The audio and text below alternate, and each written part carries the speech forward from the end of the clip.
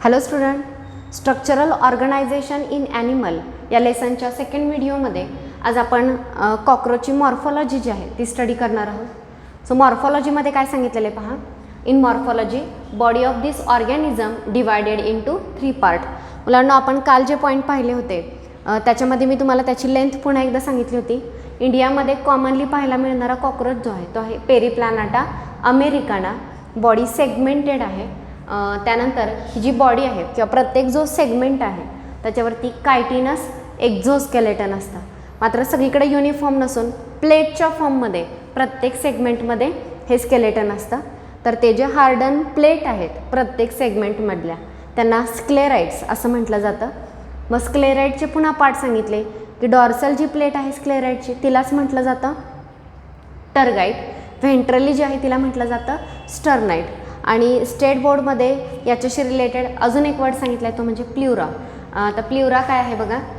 तर त्यानुसार त्या ज्या सेगमेंट्स आहेत प्रत्येक सेगमेंटमध्ये डॉर्सली जी कायटिनस प्लेट आहे तिला म्हटलं जातं टर्गाइट. व्हेंट्रली जी आहे तिला स्टर्नाइट आणि लॅटरली त्याला प्ल्युरा असतात. कडेनी ज्या आहेत त्या प्ल्युरॉन्स असतात. आणि यांच्यामध्ये आर्थ्रोडियल मेम्ब्रेन म्हणजे फॉर एक्झाम्पल हे एक सेगमेंट हे दुसरं सेगमेंट जर असेल तर यांच्यामधला थोडाफार गॅप जो कायटिनस नाही बनलेला कायटिनचा नाही बनलेला थिन फ्लेक्झिबल कनेक्टिंग क्युटिकल आहे आणि याला म्हटलेलं आहे आर्थ्रोडियल मेम्ब्रेन जे थिन आहे आणि फ्लेक्झिबल आहे. सो यातलं नीट कन्फ्युजन फक्त क्लिअर करा. एक्झोस्केलेटन कायटिनचा आहे.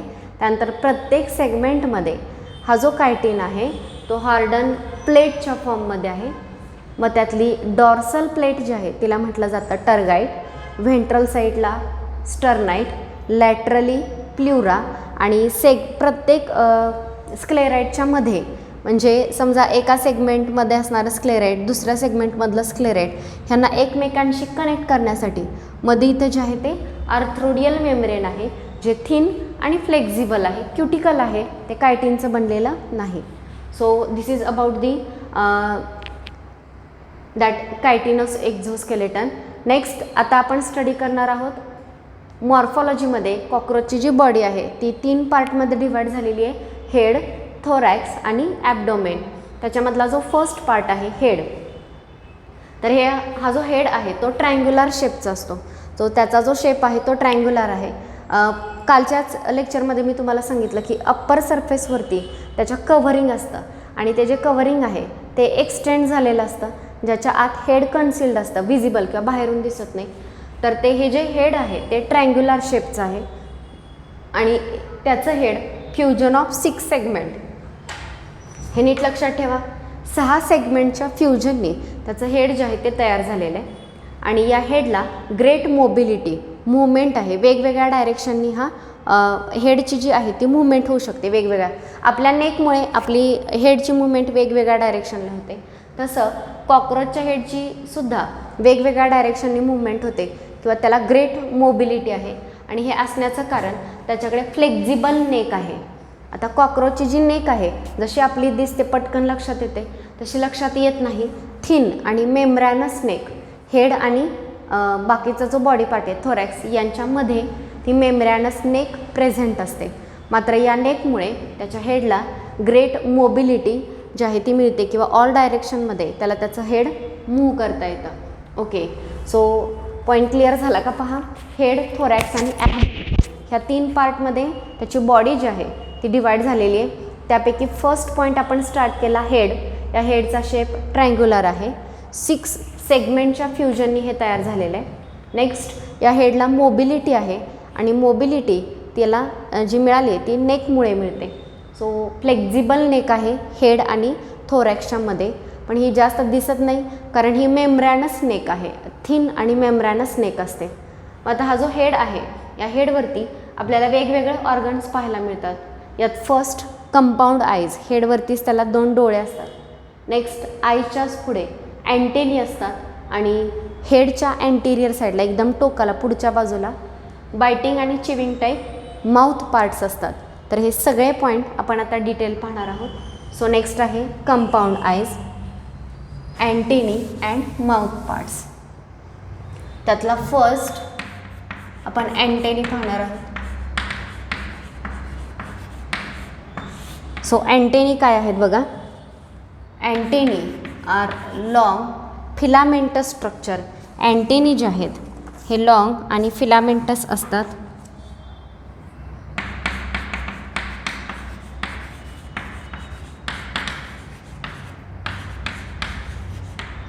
ओके, नेक्स्ट बघा.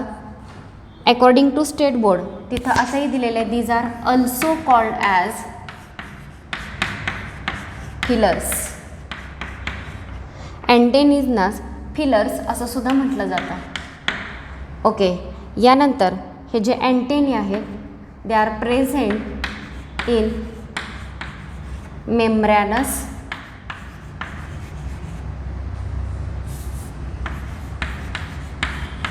सॉकेट और पीट. मेम्ब्रॅनस सॉकेट किंवा पीटमध्ये या अँटेनी ज्या आहेत त्या प्रेझेंट असतात आणि या अँटेनी ज्या आहेत यांच्यावरती सेन्सरी रिसेप्टार्स प्रेझेंट असतात. Sensory receptors are present on antennae which help in monitoring the environment.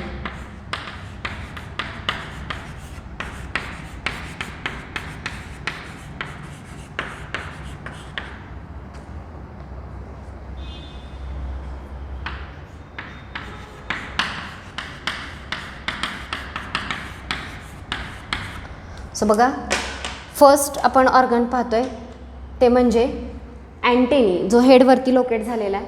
So अँटेनीमध्ये सांगितलं की हे लॉंग आणि फिलामेंटस स्ट्रक्चर आहे. लॉंग आणि फिलामेंटसारखं स्ट्रक्चर आहे. स्टेट बोर्डमध्ये दिलेलं आहे याला फिलर्स असं सुद्धा म्हटलं जातं. It is also called as fillers.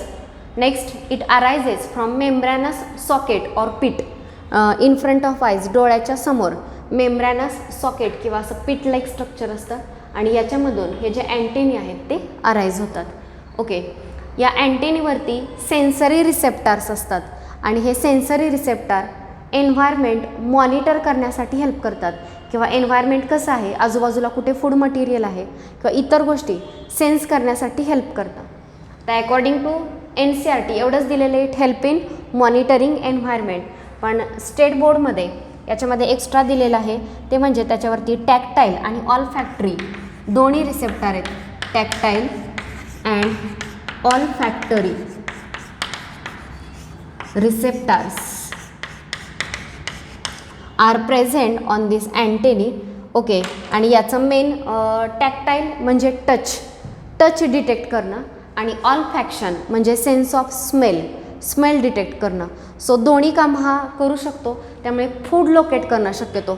Monitoring the environment दिलेलं आहे NCERTमध्ये, म्हणजे तिथं तेच मिनिंग आहे की एन्व्हायरमेंटमध्ये जे फूड आहे ते कुठे आहे हे लोकेट करण्यासाठी त्यांना अँटेनी हेल्प करतात.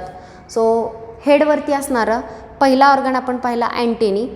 अँटेनी हे लॉंग फिलामेंटस स्ट्रक्चर आहे. They are also called as feelers. Next, they are present in membranous socket or pit in front of आईजच्या समोर मेम्ब्रॅनस पीट म्हणजे खड्ड्यासारखं स्ट्रक्चर प्रेझेंट असतं. सॉकेट्स असतात, त्या सॉकेटमधून ते अँटेनी अराईज होतात. हे अँटेनी जे आहेत ते सेन्सरी रिसेप्टार असणार आहेत. अँटेनीवरती सेन्सरी, जसं आपल्या आईजच्या मदतीने आपण व्हिजन हा सेन्स करू शकतो, कानांनी आपण ऐकू शकतो. सो या ऑर्गनवरती सेन्सरी रिसेप्टार असल्यामुळे आपल्याला ह्या गोष्टी ब्रेनपर्यंत पोहोचवता येतात किंवा आपल्याला डिटेक्ट करता येतात. तसं कॉक्रोचच्या अँटेनीवरती सेन्सरी रिसेप्टार आहेत आणि दोन टाईपचे सेन्स हा ओळखू शकतो, टॅक्टाईल आणि ऑलफॅक्शन. टॅक्टाईल म्हणजे टच डिटेक्ट करणं आणि ऑलफॅक्शन म्हणजे स्मेल डिटेक्ट करणं. आणि ह्या दोन रिसेप्शनच्या मदतीनं तो एन्व्हायरमेंट मॉनिटर करू शकतो. एन्व्हायरमेंटमध्ये फूड मटेरियल कुठे आहे ते तो लोकेट करू शकतो. So this is about antennae. अँटेनीचं स्ट्रक्चर कसं आहे, अदर नेम कुठे प्रेझेंट आहेत आणि त्याचं काम काय आहे, ह्या सगळ्या गोष्टी तुम्हाला या ठिकाणी लक्षात ठेवायच्या आहेत. नोटबुकमध्ये हे जर तुम्ही शॉर्टमध्ये लिहिलं तरीसुद्धा हे तुम्हाला लक्षात ठेवायला हेल्पफुल ठरेल.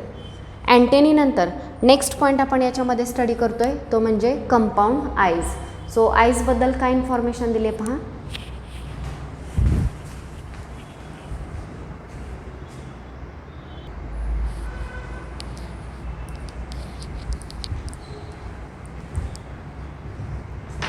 ओके, सो फर्स्ट हेडवरचा जो फर्स्ट पार्ट आपण स्टडी केला तो होता अँटेनी. सेकंड पार्ट आपण पाहणार आहोत कंपाऊंड आईज. सो NCERTमध्ये कंपाऊंड आईजबद्दल एकच स्टेटमेंट दिलेलं आहे आणि ते स्टेटमेंट काय आहे बघा. They have pair of compound eyes. So हेडवरती कंपाऊंड आईजची एक पेअर प्रेझेंट आहे हे एवढं स्टेटमेंट दिलेलं आहे. पण या बुकमध्ये शेवटी जिथं आपण नर्वस सिस्टीम स्टडी करणार आहोत त्या ठिकाणी पुन्हा एकदा हे आईज डिटेल एक्सप्लेन केलेले आहेत. सो तिथले जे काही पॉईंट आहेत ते आणि स्टेट बोर्डमधले ते आपण इथेच पाहतोय. सो फर्स्ट सांगितलं पेअर ऑफ कंपाऊंड आईज, डोळ्यांची एक पेअर किंवा जोडी आहे किंवा दोन डोळे आहेत. ओके, आता यांना कंपाऊंड आईज का म्हटलेलं आहे त्याचं मिनिंग तुमच्या लक्षात येईल. So they have pair of compound eyes. Next, they are present on lateral side of head. So हेडच्या लॅटरल साईडला या दोन्ही साईडला त्यांचे आईज जे आहेत ते प्रेझेंट असतात. So they are present on lateral side of head. Next, they R kidney shape.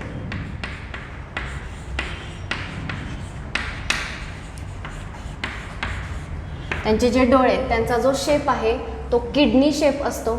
Next, हे जे आईज आहेत यांना कंपाऊंड आईज असं का म्हटलं जातं तर बघा, they are made up of large number of hexagonal ommatidia. Okay, तर हे लार्ज नंबर ऑफ हेक्सागोनल ओमॅटिडियापासून बनलेले असतात. म्हणजे सपोज जर हे एक आई असेल तर याच्यामध्ये असे हेक्सागोनल ओमॅटिडिया जे आहेत ते प्रेझेंट असतात. जवळपास 2000 ओमॅटिडिया एका आयमध्ये प्रेझेंट असतात. तर हे जे ओमॅटिडिया आहेत ह्या ओमॅटिडिया म्हणजे त्याचं एक सिंगल आय, म्हणजे एक ओमॅटिडिया घेतला तर याच्यामध्ये त्याच्या समोर जे काही इमेज असेल त्या इमेजचा काही पार्ट याच्यामध्ये फॉर्म झालेला असतो, दुसऱ्या ओमॅटिडियामध्ये दुसरा पार्ट. सो यावेळी सपोज आपण एखादा फोटो घेतला आणि तो आपण कट केला, फाडला आणि वेगवेगळे पार्ट फाडल्यानंतर वेगवेगळे पार्ट एकमेकांना कनेक्ट केले तर तो फोटो जसा दिसेल. किंवा आपण कोलाज काम पाहिलेलं आहे तर त्या कोलाज काममध्ये आपण वेगवेगळे तुकडे जोडतो आणि पिक्चर तयार करतो. सो त्या पद्धतीनं याच्या व्हिजन जे आहे ते ब्लर आणि मोझाईक व्हिजन असतं. म्हणजे समोर जे काही पिक्चर आहे ते त्याला पार्टमध्ये दिसतं. समोरच्या इमेजचा काही पार्ट एका ओमॅटिडियामध्ये, काही पार्ट दुसऱ्यामध्ये, यावेळी वेगवेगळे पार्ट्स एकमेकांना कनेक्ट होऊन ब्लर आणि मोझाईक व्हिजन त्याच्याकडे असतं. सो सगळ्यात महत्त्वाची गोष्ट आहे ते म्हणजे त्याच्या डोळ्यांमध्ये लार्ज नंबर ऑफ हेक्सागोनल ओमॅटिडिया आहेत. आणि हे जे ओमॅटिडिया आहेत हा एक ओमॅटिडिया म्हणजे त्याचा सिंगल आय, त्या आयमध्ये पार्ट ऑफ इमेज जी आहे ती तयार होते. So in ommatidia part of image is formed.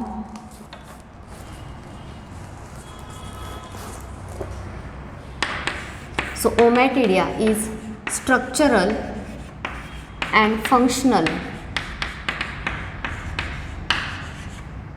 unit of eye. डोळ्याचं हे स्ट्रक्चरल आणि फंक्शनल युनिट आहे फॉर्मिंग पार्ट ऑफ इमेज. इमेजचा काही पार्ट जो आहे तो त्याच्यामध्ये तयार होतो आणि सगळे पार्ट कनेक्ट करून जे काही व्हिजन असतं ते व्हिजन ब्लर आणि मोझाईक व्हिजन याच्याकडे पाहायला मिळतं. Blur and mosaic vision.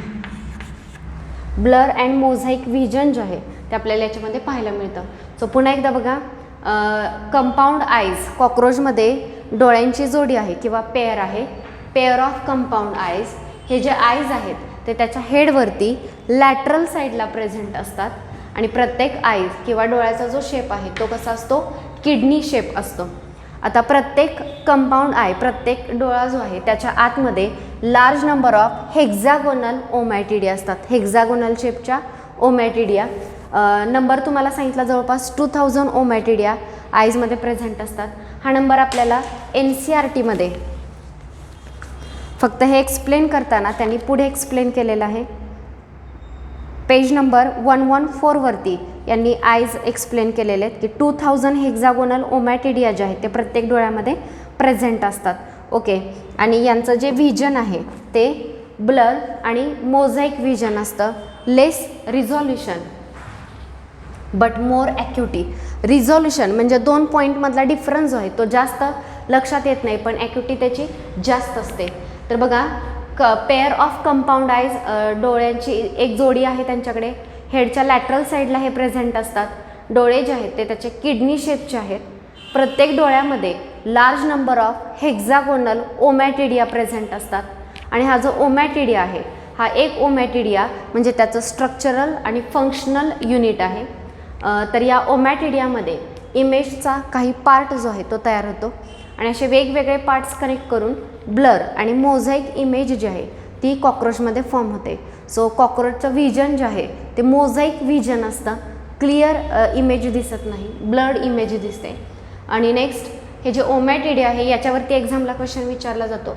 So hexagonal शेपचे आहेत आणि प्रत्येक डोळ्यामध्ये जवळपास 2000 ओमॅटिडिया असतात. हे व्यवस्थित लक्षात ठेवा. ब्लड आणि मोझाईक व्हिजन ज्याचं रिझॉल्युशन कमी असतं. रिझॉल्युशन म्हणजे काय, तर आपल्याला एखादी गोष्ट समजा 2 पॉईंट एकमेकांच्या जवळ आहेत, हे दोन्ही पॉईंट एकमेकांमध्ये मिक्स झालेले जर आपल्याला दिसत असतील, जर दोन्ही मिक्स झालेले असतील तर ते 2 वेगवेगळे पॉईंट आहेत हे आपल्याला लक्षात येणार नाही. कधी लक्षात येईल, जेव्हा ह्या 2 पॉईंटच्या मध्ये थोडं का असेना पण जे डिस्टन्स आहे जेव्हा ते आपल्याला क्लिअर लक्षात येईल त्यावेळी ते 2 पॉईंट आपल्याला सेपरेट दिसतील. तर याला ते मायन्यूट अगदी कमी डिस्टन्ससुद्धा 2 पॉईंटमधलं आयडेंटिफाय करता येणं याला रिझॉल्युशन असं म्हटलं जातं. तर ही रिझॉल्युशनची जी पॉवर आहे ती या कंपाऊंड आईजची खूप कमी असते. आणि कंपाऊंड आईज का म्हणायचं, तर वेगवेगळ्या ओमॅटिडियामधली image part of image collect करून फायनल इमेज तयार केली जाते, म्हणून यांना कंपाऊंड आईज म्हटलं जातं. एक ओमॅटिडिया म्हणजे त्याचा एक सिंपल आय म्हणून काम करतो. सगळे मिळून एक इमेज तयार करणार आहेत. So this is about eyes. Next आहेत माउथ पार्ट. तर कॉक्रोचच्या हेडचा जो अँटेरियर एंड आहे, म्हणजे सपोज जर असा हेड असेल तर या हेडचा जो अँटेरियर एंड आहे त्या एंडला त्याला बायटिंग आणि चिविंग टाईप माउथ पार्ट असतात. बायटिंग अँड म्हणजे वेगवेगळ्या टाईपचे माउथ पार्ट असतात. काहींचं सकिंग टाईप माउथ असतं जे फूड मटेरियल सक करतात, मात्र यांचं जे आहे ते बायटिंग आणि चिविंग टाईपचं आहे. याचा अर्थ ते फूड मटेरियल बाईट करू शकतात आणि चिव करू शकतात. बाईट करणं म्हणजे तुकडे तोडणं आणि चिव करणं म्हणजे चघळणं इन शॉर्ट. सो या टाईपचे माउथ पार्ट आहेत. याच्याही वरती क्वेश्चन विचारला जातो की कॉक्रोचचे जे माउथ पार्ट आहेत ते कोणत्या टाईपचे आहेत. So they are biting and chewing type. त्या माउथमध्ये जसं आपल्या माउथमध्ये अप्पर लिप, लोअर लिप, त्यानंतर आतमध्ये जे टीथ आहेत वेगवेगळे, टंग, ह्या सगळ्या गोष्टी येतात, तसं कॉक्रोचच्या माउथमध्ये सुद्धा बघा फर्स्ट पार्ट आहे लॅब्रम आणि लॅब्रम म्हणजेच कॉक्रोचचं अप्पर लिप आहे. त्यानंतर लोअर लिप लगेच सांगते, लॅब्रम नंतर लॅबियम. लॅबियम म्हणजे कॉक्रोचचं लोअर लिप. तर लॅब्रम आणि लॅबियम, अप्पर लिप आणि लोअर लिप हे 2 पार्ट झाले, लॅब्रम आणि लॅबियम. त्याच्या आत मॅन्डिबल आणि मॅक्झिली जे आहेत ते जॉज जे आहेत ते त्याच्याकडे प्रेझेंट असतात. पेअर्ड आहेत, मॅन्डिबल 2 असतात, मॅक्झिलीसुद्धा 2 असतात. आणि हायपोफॅरिंग्सचा अर्थ होतो टंग. माउथमध्ये एक टंग जी आहे ती प्रेझेंट असते. सो हे मेन माउथ पार्ट कॉक्रोचमध्ये आपल्याला पाहायला मिळतात. तर NCERTमध्ये एवढंच कंटेंट दिलेलं आहे की माउथ जे आहे ते हेडच्या अँटेरियर एंडला प्रेझेंट आहे. बायटिंग आणि चिविंग टाईपचे माउथ पार्ट्स आहेत. माउथ पार्टमध्ये लॅब्रम, मॅन्डिबल, मॅक्झिली, लॅबियम आणि हायपोफॅरिंग्स हे पार्ट येतात. यातला लॅब्रम म्हणजेच त्याचं अप्पर लिप आहे, मॅन्डिबल त्यांची पेअर असते, मॅक्झिलींची सुद्धा पेअर असते, लॅबियम हे लोअर लिप आहे, तर हायपोफॅरिंग्स ही टंग आहे. पण आता हे जे पार्ट्स आहेत हे डिटेल स्टेट बोर्डमध्ये दिलेले आहेत. सगळे डिटेल्स नाहीत, पण याच्याबद्दल शॉर्टमध्ये इन्फॉर्मेशन आपण स्टेट बोर्डमधून पाहणार आहोत. सो NCERTमध्ये माउथ पार्टबद्दलचं एवढंच कंटेंट आहे. पुढचं जे एक्स्ट्राचं कंटेंट घेते ते स्टेट बोर्डमध्ये दिलेलं आहे. सो फक्त आपल्याला माहिती असावं म्हणून आपण हे पाहतो आहे. नीटसाठी आपण हे एवढंच कंटेंट स्टडी करणार आहोत. सो बघा नेक्स्ट माउथ पार्ट्स.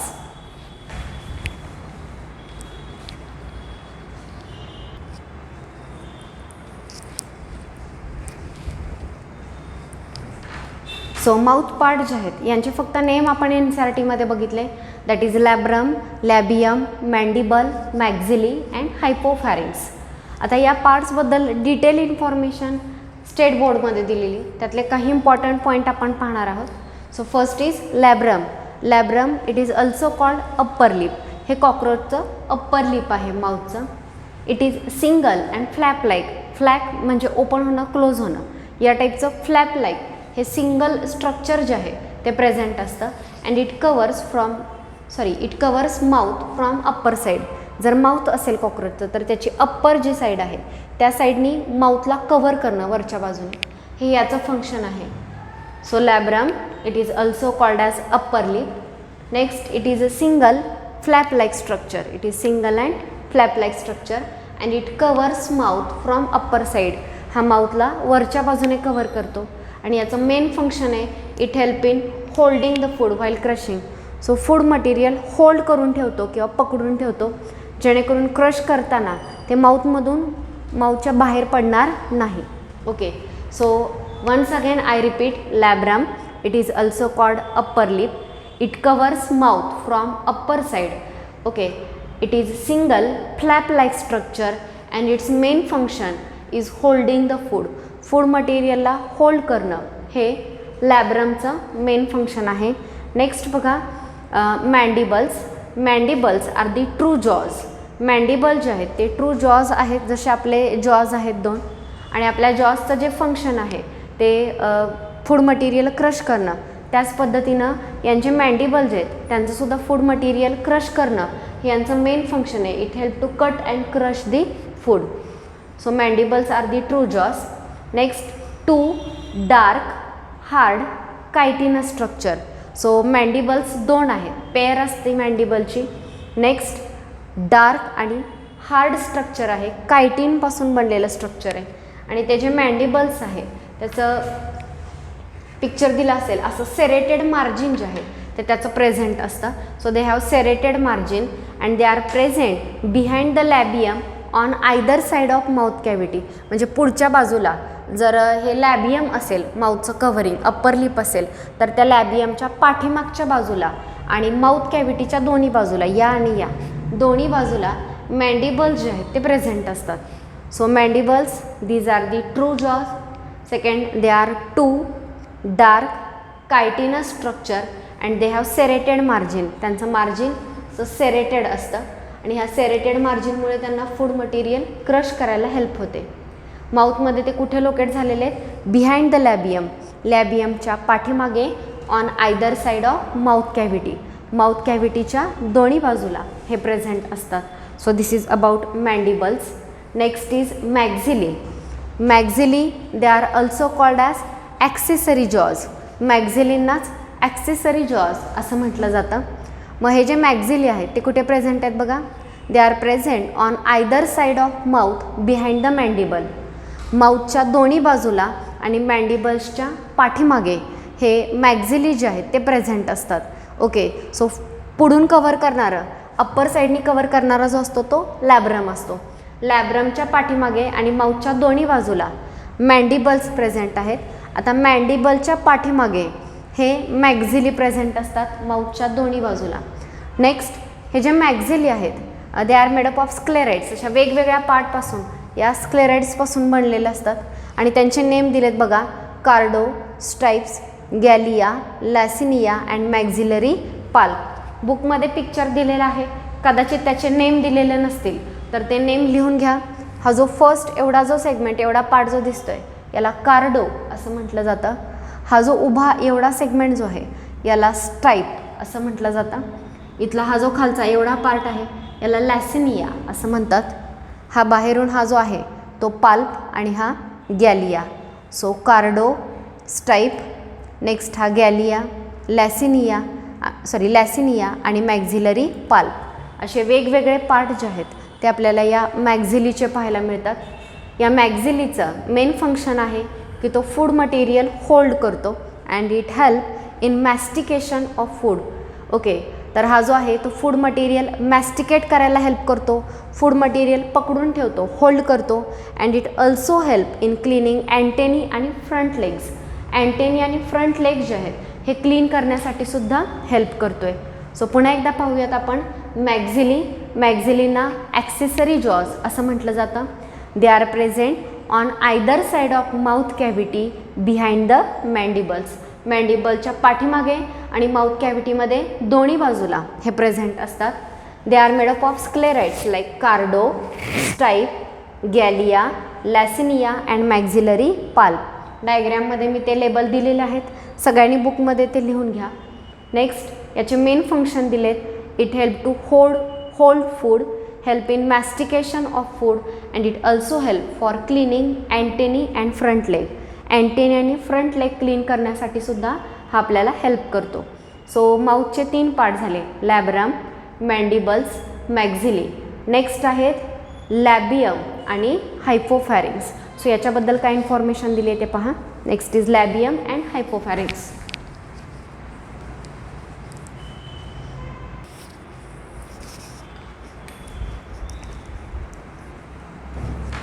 ओके, माउथमधला 4th पार्ट आहे labium. Labium it is also called as lower lip. जसं आपण लॅब्रम स्टडी केलं आणि लॅब्रमला अप्पर लिप म्हटलं जातं, तसं labium it is also called as lower lip and it is also called as second maxilla. याच्या आधी आपण एक मॅक्झिला स्टडी केला, तो फर्स्ट मॅक्झिला, आणि लॅबियमला म्हणजेच लोअर लिपलाच सेकंड मॅक्झिला असं सुद्धा म्हटलं जातं.